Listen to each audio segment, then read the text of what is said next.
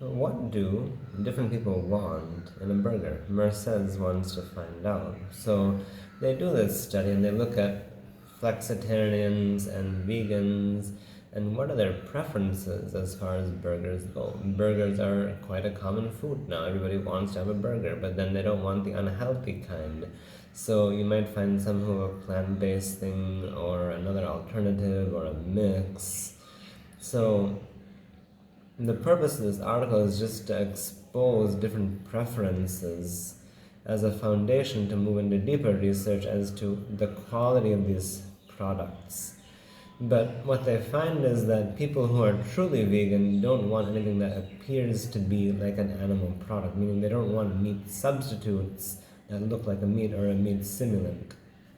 What they want is something completely different, which would be from a plant-based protein made from cashews, soy, or something else. It doesn't have to look like an actual burger. Flexitarians are in a transitional state where they might actually want something that looks like what they're giving up. What does this mean for us clinicians who deal with this every day? It's important to understand who your patient is so you know how to treat them. It's important to understand what kind of foods you can suggest to them once you know they're willing to modify their diet towards something that's more healthy. If you propose something that they think is stupid, they're not going to listen to you or place value on you. The day you can connect with them, you can make a better impact on them.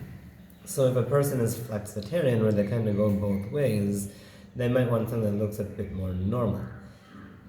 If they've gone the path of vegan, they may not want anything like that. And if you suggest something that is a meat substitute that looks like meat, they may not be interested, meaning they won't value what you're saying. That's the whole value in this article.